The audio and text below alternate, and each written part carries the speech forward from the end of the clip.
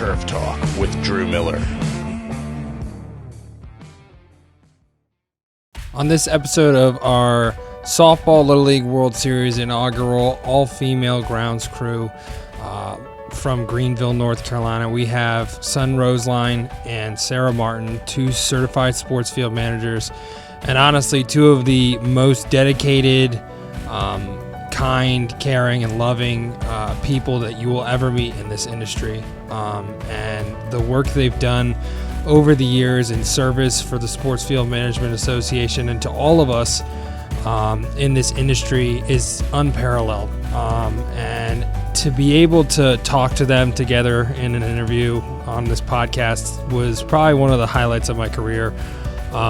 Son has been so genuine and kind in any situation, any time we've met, any time we've sat and talked, and it was just awesome to be allowed to be a part of this, again, transformative event. Like, there are so many things that are going to come out of this, and the work that she did to get this off the ground, and to be able to bring together the first ever all-female grounds crew is historic. It is going to change everything for our industry moving forward. And again, son, I can't thank you enough for allowing me to, again, tell the story somewhat. And Sarah, thank you so much for always being such a mentor, not just to the people that were there, but again, like, whenever anyone needs anything, you've always been there. You've always made sure it was a good time, you know. And that's something that I will always take with me after this event is just how much you enjoy being a groundskeeper and how much you enjoy interacting with those around you and being a part of the team. And the jokes, I'm not sure if I can tell the jokes, but I will always remember the great time we had down in Greenville. But again, to these two, they have done so much for all of us. We need to be so eternally grateful for all the work they've done as members of the board, past presidents to future presidents of the SFMA, and just their overall dedication to bringing this industry to the forefront of everyone, not just females, but every single person out there, making sure people know who you are and the importance and the significance of who you are as a sports field manager. And that is something that I have always tried to take to the next level in my classroom and to give my community better awareness, again, of who a sports field manager is and the role they play in a child's life, in a professional athlete's life, in a collegiate player's life, even those, like, when we're talking about just parks and rec sports, stuff like that. Like, there are so many things that we need to be doing as an industry that these two have done for years and years now. And to that, I am eternally grateful, son. And Sarah, I truly cannot thank you enough. Again, thank you for everything. And it was really great to have this experience with you guys. And I'm looking forward to seeing you guys in Utah. So I hope you guys enjoy this episode of Tiger Turf Talk.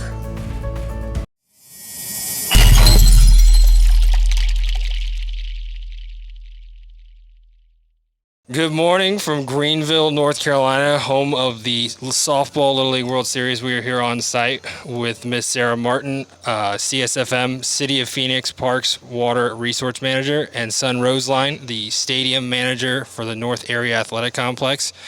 How are you guys doing today? It's such a great event here we're here for. How has it been so far? Obviously, day 3 or day 2, correct? Something like that? This is day 2 for most of the crew. Gotcha. So, yeah, gotcha. A couple of us came in early, so this is day 4. That's awesome. Yeah, we're rocking it. Yeah. And rolling. You guys excited to be here? I mean, it's such an incredible event, such a historic moment in sports field management history, you know. What's it been like for you guys being here with all the girls and doing the job of what every sports field manager does? This is awesome. Yeah. Like, epic, amazing, all the big words. All the big I love that. It is kind of hard to put in words and to describe what it is because it's our jobs, right? Yep. It's what we do every day. So it's in that aspect, it's not that different. It is a little bit for me because I'm in rectangle sports and I haven't touched it in a while. But, Yeah. I love that same rectangle time- sports. That's yeah. awesome. At the same time, we understand how important this is, making history here. First time it's ever happened in sports field world with having a large contingent of female team managers together. Absolutely. Now, you were a part of the first one in golf and the second one. What has it been like for you sort of coming to this and seeing it on the sports side compared to the golf side? It's so exciting. The golf was an incredible experience, but it's a tangent industry, but it's not like my home industry. And now to be here with these people, I mean, I've known these women for many years. I won't put a number on that, but some of them. We would not ask that number, no. A lot of friends that I've known for many years, served together on boards and committees with, and it's phenomenal to get to bring everybody together. Yeah, I mean, I'm walking in yesterday, I was like, this is just incredible, and being able to do this here, I'm so excited to be able to see. I mean, and the big thing is it's such a far reach when it comes to, like, you're from Colorado, obviously, Arizona, and also just, again, sort of the young kids that are here to where you guys are at, and then the old people like Chris. No, I didn't say it. Seriously? No. Don't worry about it. It's okay. I am old I said Chris. I didn't say you. So it's okay. No. It's all good. No, again, it's just incredible to see all of that sort of come together here in Greenville. With everything, obviously, with sports field management and everything, what has it been like for you guys just over the years, sort of, again, coming to this point where obviously there are so many of you here, and to see that sort of growth from where you first started, obviously with the board and everything you guys have worked, what has it been like for you guys to see the growth in our industry? This is, like, I keep saying awesome, and it feels crazy to say that word so many times, but it's really amazing. From my first conference with then STMA and just being a couple of us, and now to being here and hearing it announced that it's the all-female grounds crew when we're out there doing the third inning drag, and it is just cool. Like, I love seeing the young girls come up. We're going to keep expanding, we're going to keep growing, trying to let these young girls on the field that are playing know that this is a job. Like, this is such an incredible opportunity, and it's just really cool. I think that's probably the most incredible part, Obviously, Son and Sarah, we talked about, like, expanding our industry as a whole, being able to show, like, I don't want to say bad words, but, like, you guys are like boss ass bitches. Sorry. Just say bad butt. And then But, I like, said the word anyway.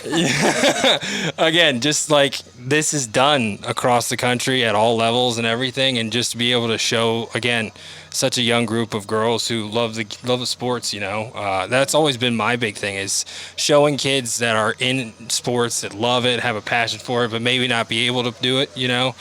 Me being one of them, obviously, yeah, exactly. So again, I think that's probably the biggest significance of this week, and it's just incredible to be here. Little bit of a shift. Obviously, you guys both have worked with SFMA for so long, and they played a role in this and everything. What has it been like for you, again, serving on boards as president, future presidents here?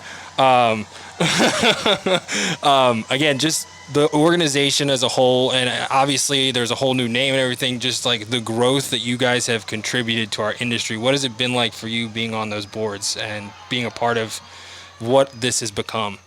That's a big question, my friend. I'm sorry. I didn't write a script because there's so many of these today, so I was like, I'm just gonna go with it. So Well, so Sarah was the second female president of STMA at the time. Yes. And now SFMA, I'll be the third, which is really exciting.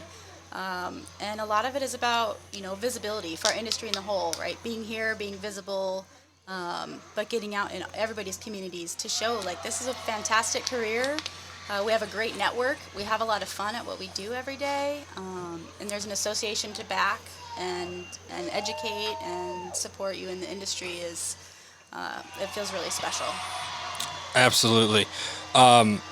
with that, obviously in a role from the past, like what has it been like to see again people like Sun come up for like the next time being the president and seeing their impact on it? Obviously, Nick just kind of flipped the script on us when it comes to the name and everything. But what has it been like for you to sort of have that role and then see it sort of grow to where we are at today? Well, you said Nick flipped the switch, but that was a long time coming. Yes, sorry. So don't put it all on him, even though he was. Sorry, Nick, you don't get all the was credit. An amazing one. Thank goodness it was not me up there with all the fireworks and the band that would have scared the bejeebies out of me. I'll tell you, I was surprised about the band walking in. I think I levitated out of my chair. Yeah. But it's just been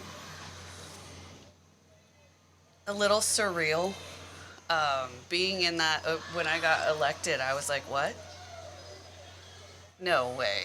You know, it's just, I've been in this organization for many years. Actually, more than half of my life has been STMA, SFMA, not, you know, it's crazy. And this organization means so, excuse me, so much to me. The support that we get from each other and the women in this industry that support each other is phenomenal. We have a kind of a Zoom group that we meet every 6 weeks or so. That's so awesome. We started it during COVID because obviously we missed a conference, all that good stuff. But it's been really good. Women supporting women, and I don't want to downplay the men in this industry that are suck. It's okay. No. So supportive. Yeah. Amazing people. This organization is so much about camaraderie, and I hate that word, but it's so much about it's so true though, right?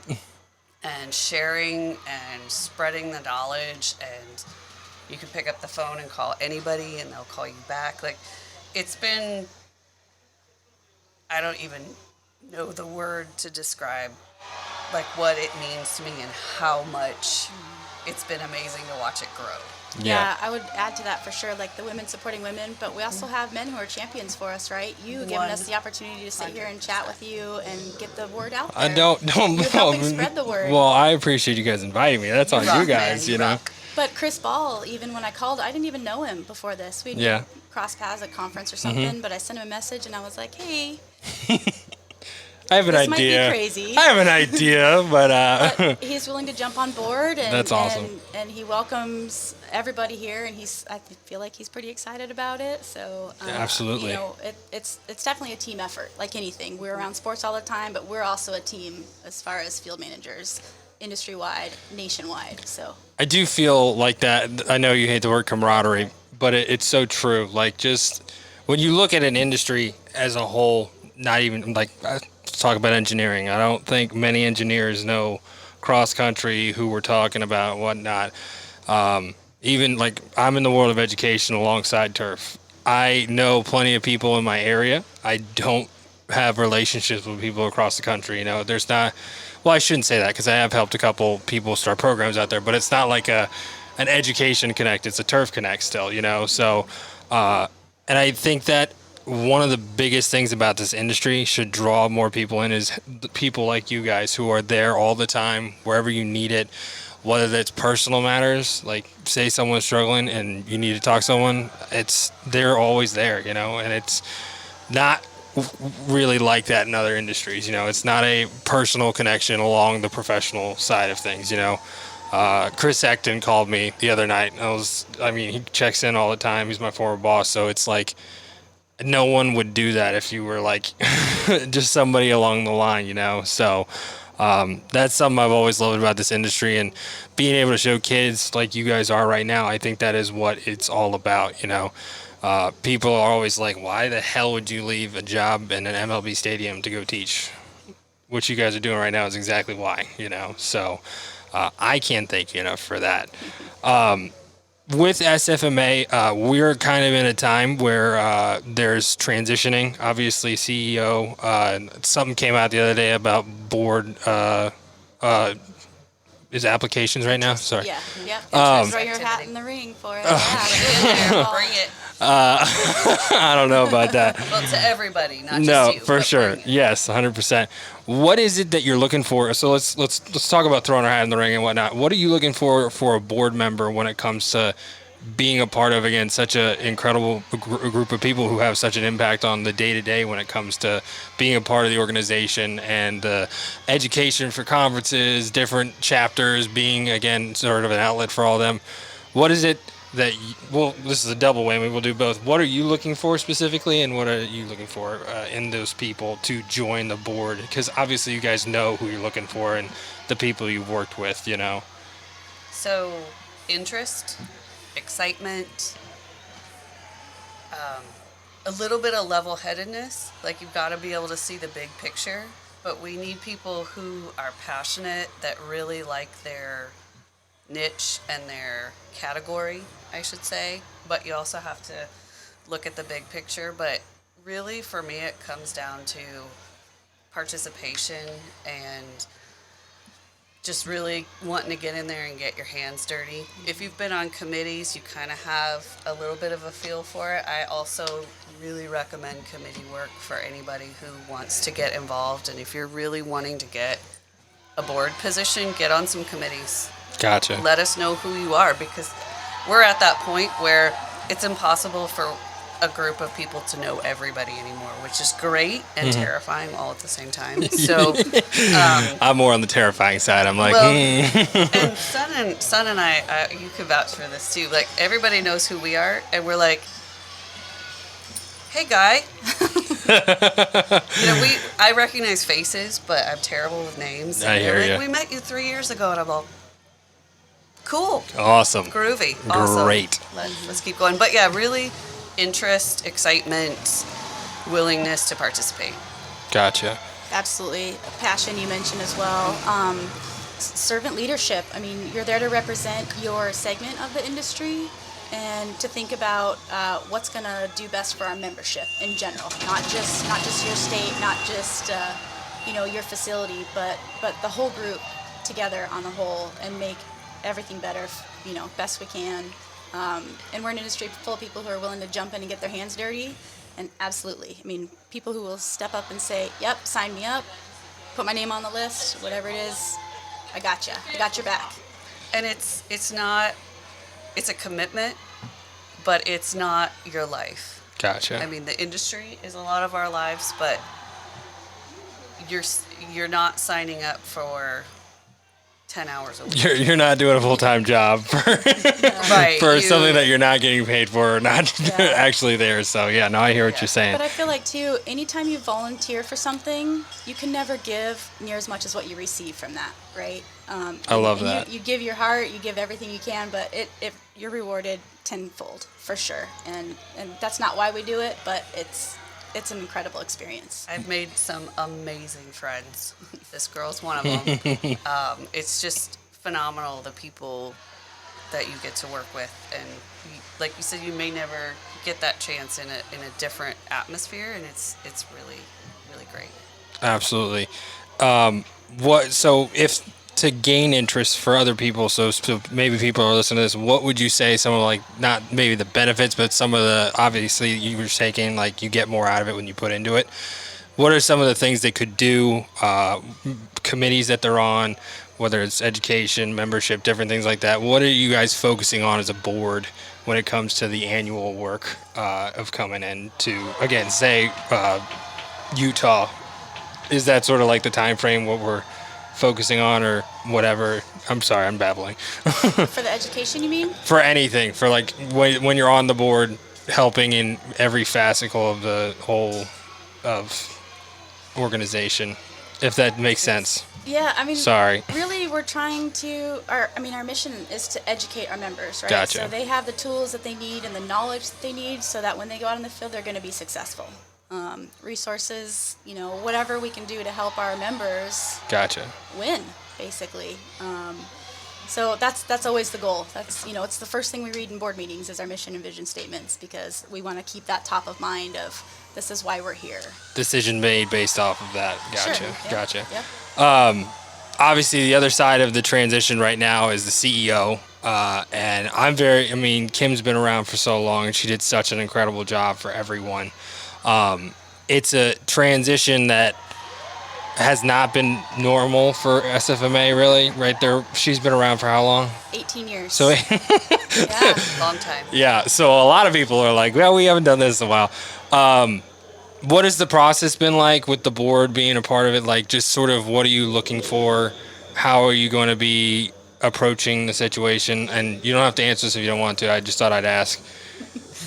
Yeah, I mean, we've put a task group together who have identified some qualities that we're looking for in our next leader and things that we think will help take SFMA to the next level, be successful, and continue to grow. And so, yeah, we're in the process right now. It's really exciting. That's awesome. Not something that any of us thought we would be dealing with for sure. Yeah. And really have to thank Kim Heck for everything she did for us along Absolutely. the way. But yeah, so it's exciting. If I'm see allowed what's to coming. ask, what are some of the qualities you're looking for, focusing on sort of taking the vision of what Sports Field Management Association is? What are some of those qualities you're looking for in the leader that will take over? I don't think it's anything that anybody wouldn't already know. Gotcha. Like you need to be globally minded. You need to be some association management. You need to have some of those skills. And I don't want to say this flippantly because I don't, we know our industry. Mm-hmm. We need a business minded person. Gotcha. Is kind of. Yeah, and we But- touched on it earlier, servant leadership. That's what Exactly, this whole servant thing is leadership. about, right? That's, well, for me at least, that's a big part it of my should passion. be. Yeah, exactly. I mean, that's when you're looking for someone to sort of take the mantle up of what the whole new branding is and being able to bring that to light for everyone. You have to be able to be there for your members. You have to be there for everything that goes along the way. But I do appreciate the business acumen side of things That's me personally. I feel like I we totally need a understand that. business person. I'm always intrigued, like if there was like a sports field manager that was interested in doing it, like would that be something that would be possible? Would it be better to have a business mind? I've always again, just sort of like CEO. I don't understand business that much, even though I almost got a business degree. That's encouraging. Well, I only took 2 classes in it. Okay. I wasn't Okay, fully gotcha. fledged. I was in my junior year in turf, and I was my boss at the time, Matt Brown with the Pirates. Now he got his business degree, and I was like, wonder how hard it would be to just get a double major. And I went in, took 2 classes, and I was like, nope, no, thank you. I do think that in general, if you're a student out there or you're looking to get some extra education, that the business side is really important. Yeah, so that's what, And- talking to him, that was always big. So I would recommend taking some of those classes, and if there's stuff out there about people management, because we've got the agronomy down, Yeah. the people, which are amazing, but on your individual crews, you'll spend more time dealing with people than you will deciding what you're going to do to your turf grass or your infield or your rectangle or Absolutely. 1,000%. Yeah, yeah. Absolutely. Yep. That's something that as a teacher, I always try to focus on building the person more than the field manager. Because they can get that down the line. But if I send a kid who's not a good person down the line, they're gonna be like, nope, you're done. So that's sort of the idea behind it. So Yeah, you get the right people and you can teach them exactly the science, the Yes. agronomy piece. 100%. But you can't teach people grit and drive and passion and those kinds of things. 100%. I try to teach the agronomy stuff with Yeah. it, obviously, but Yeah. hope so. no, you A little just bit. a little bit, Turf teacher, nah, you didn't learn what nitrogen is? Oh, that's not good. With that, I sort of transitioning, and we'll keep it to the people. Obviously, you guys work on a pretty large scale when it comes to your stadium, and obviously with the city of Phoenix, there's so many moving parts. What has it been like for you sort of developing that leadership style that works for you and for the people that you're working with? It's been a crapshoot. I love it. I love it. I mean, everybody, you have a crew and you learn your crew. You know who you could joke with, you know who you can't, you know how the team's going to work, who loves to, well, nobody loves to weed eat, but who's going to handle certain jobs better, and my leadership style has gone from wallflower to snarky crazy lady. Love it. So Get that on a t-shirt, people. That's amazing. So the folks that know me back in '97 know that I am a much more outgoing.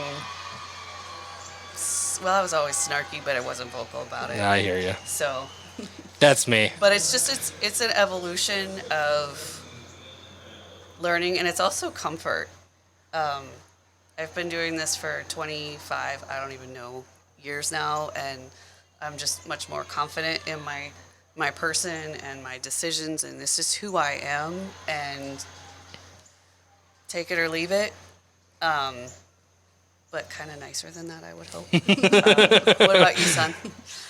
So crew-wise, it's just myself and Christy Clay.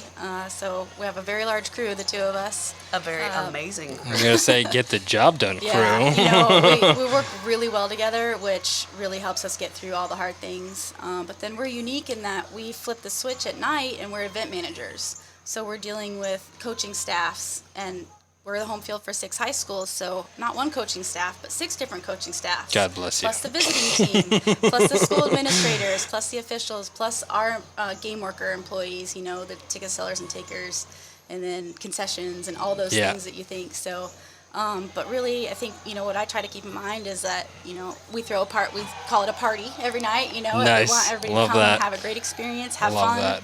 clean up, get ready to do it again tomorrow, and I just want to keep people smiling. Like, we should be having fun. We spend a lot of time at work in our jobs and our stadiums, and if you're not having a good time, if you're not smiling, you're not doing it right. That's how people need to look at their lives, Especially, that's a lot of people forget what, I don't know if happiness is the right word, but like when you're working, you're not supposed to be miserable. You're not supposed to hate your life. You're not supposed to have stress to the point where you're going gray. Pointing that's me going to happen anyway. Well, I did it at 21, so. You know what I mean? You want to look right there. It's been since 21, which is not good. Not a good sign for me. But It's genetics. I hope so. Tell me about your education degree. My Did that cause you education degree? stress? No, the kids Sorry. cause me stress. No, you're good. It's I don't know. I've always stressed myself out with stuff. I think that's why I turned gray real quick, was just like making sure I lived up to the potential that I needed to be, and whether it was bosses or whether it was the kids, just making sure that I wasn't letting them down and stuff. So that was probably my gray hair story. But Well, we worry about that. Yeah. That's the kind of people that we are, and I've kind of noticed those are the ones that, and I'm not trying to no, sound you're good. egotistical, but rise to the top is I keep turning away from the microphone. You're good.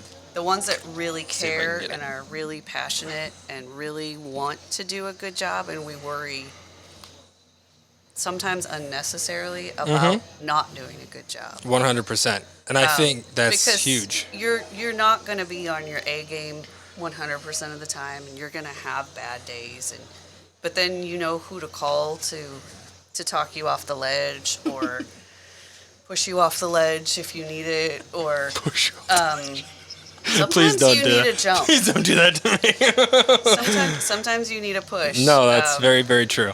Or just in general to help you through. And my crew sometimes will be say, "Why aren't you upset about this?" And I'm like, "I'm really, really upset about this." But me getting fired up and putting all that fired up energy into it, I know the things that I can change and the things I can't change, and that's one of the growths that I have kind of gotten to with years. Yeah, and I think that's another unique thing about our industry is the learning from your mistakes type thing. There are a lot of people out there that have a mistake and that's it. You can't come back from it or whatnot. So like being able to have those experiences and have critical thinking and be able to take that critical thinking and create a formula that works, I think that's what's incredible about this industry. And what I love about this is getting to learn those equations for everyone. You know, like obviously you guys, you have the desert and you have monsoon season. You're in the mountains, and it's just completely different on those scales. You know, I would never be able to go grass where you're at. I would be like, oh man, what are we doing? Like it's You totally could. Yeah. You would call Son or you would Exactly. call me and you'd grow grass. You'd be great. I appreciate that.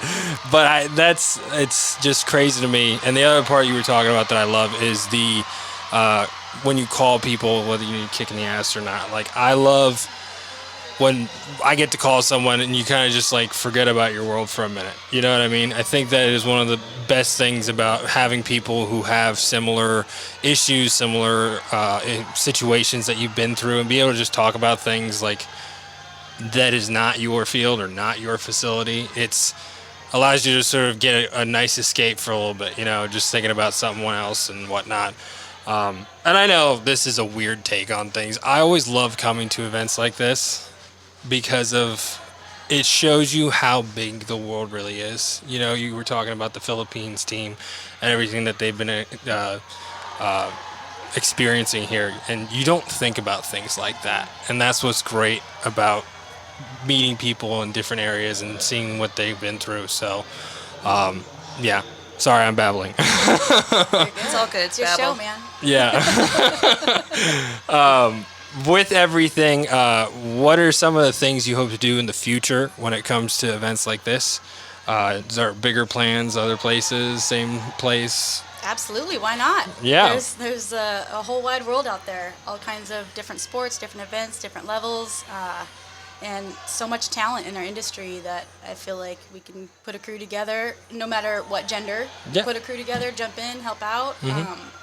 You know, labor is short, right? Nobody has enough hands. If you have too many hands, send them my way, because I could certainly use some help. But you know, and volunteering it's a fantastic experience. So trying to build some framework to make this happen, to help each other out, because that's what we do, right? Yep, for sure, for sure. Yeah, the Field of Dreams was the other night. It's just incredible to see, you know. You don't really think about the movie that much until you see that, and you're like, oh, wait, I gotta go rewatch the movie. It's been a long time since I've seen it. So, Great movie. yeah. I'm sorry, I lost my train of thought there. Movie quotes. I quote baseball movies all the time. Which one's your favorite? Let's go that route. We'll go non-field now. Non-sports Joe field. Boo needs a refill. Mine's from. Give me some cervezas. I'm sorry, I don't have a funny one, but the Tom Hanks line in A League of Their Own, where the hard is what makes it great. That's awesome. Supposed to be hard. I was a big Angels in the Outfield as a kid, and I just ran with that. I was watching it like 3 times a day type thing when I was a child, so I always still say it's my favorite movie. That way I'm consistent, you know. Well, Speaking of gray hairs, I just got a couple more when you said that, 'cause I was not a child when that movie was out. I was not. I always get yelled at by the teachers in my school when I say my age. They're like, no. They're like, I could be your mother. I'm like, sorry. Well, a couple of these girls, they were born the year that I graduated from high school. And some of them even later. And I'm all, Well, I know. whew.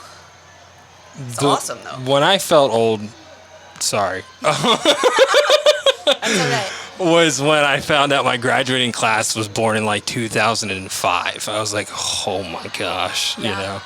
I was like, this is not good. We're getting.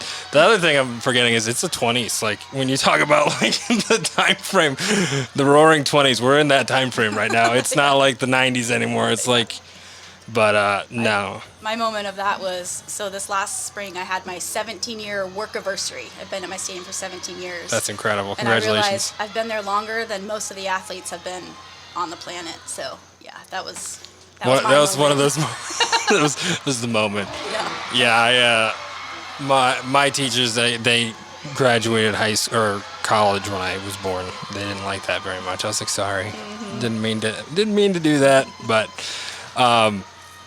how's everything going back home? Obviously, this year's been kind of chaotic when it comes to weather and climate change. I guess if it's a thing, if it's not, I'm not going to be the arguer or anything. Have you guys had a normal years or anything? We've had a very hot and humid year here on the East Coast. Dry is normal in Arizona, but we've actually had monsoon this year, so we've gotten some rain in the past couple weeks, which prepared me for yesterday, being soaked all day. Sorry. Yeah, thanks, North Carolina. I didn't bring the rain, I promise. No, it was actually really, really kind of cool. We're used to dry, Yeah. so it's just been a lot of years of dry. Gotcha. So that's kind of, we're in a drought, but it's business as usual as far as we're just trying to conserve, educate, do the best we can. Gotcha. Arizona's a desert, so we're already conserving. People don't have big lawns. They don't, it's desert landscape, all that. I was going to say a lot of desert landscape. I remember out in Phoenix at that SFMA, I was like, wow, look at all the not lawns. When I first moved there, I was like, wow, everything is gray and brown. And now I see the different shades of gray and brown and green that is there. But it's a definite. I got off the plane here and I went, whoa, claustrophobic trees. That's amazing. So it's crazy. That is Anyway, I'm sorry. I'll pass it over. Yeah, I'd agree. It's been hot in Denver for sure, dry as usual, but cooled off a little bit lately. We've gotten a little bit of rain, which is really nice, and so we get back on Tuesday, and fall season starts for us on Thursday. So Oy. we're ready to hit the ground. Yeah, I think I got running. 2 phone calls this morning about fields back at home. I'm like, guys, it's Saturday. Can we give me a second? Like, No, no, you don't get a that's break. exactly. But obviously, I kind of want to dive into your work a little bit more because I've actually talked to Rose before. Miss Roesslein. I'm sorry, son. You're fine. Nice. I'm sorry, son. It's okay. All good. That's terrible. I'm sorry. No, you're totally fine. With everything that you're doing, conservation is probably critical on the West Coast right now, obviously. What has it been like for you sort of seeing the growth of conservation practices? What have you been educating people on and all that when it comes to water management out in Phoenix? Well, a lot of what I do is I monitor our water reports and our water usage, and I send out a lot of emails to folks saying, hey, check out, what's going on at this site. And, we have amazing staff. The most of the time, they shoot me an email right back, hey, I had a mainline break here, I had some stuck heads here, we fixed them right away, and that kind of stuff. So they're really doing the best they can to stay on top of things. But our message is really, if you see it, tell somebody, again, like the entire world, we're short-staffed. People, we have, you don't get to all of your parks every day. I don't know how many of you have been to Phoenix, know what Phoenix is, but it's an ecological sprawl of a city. It is ginormous as far as land-wise. So many parks, so many facilities. We have mountain preserves within the city. Our park rangers do a great job. So just trying to help everybody out, and you see it, report it. Our street landscape, we don't take care of that, streets department does, but I call them a lot and say, hey, I got a report, we had this blow up, somebody drives over a curb, it happens everywhere. But we just work really closely together to stay on top of things. We're trying to use smart controllers, and Gotcha. we do. We're actually getting one next year at Brentsville. It's very exciting. I love being able to go in and turn on and off my irrigation from my cell phone. Very, very excited. It's so great. So bougie. Love that. It's bougie, but it's amazing.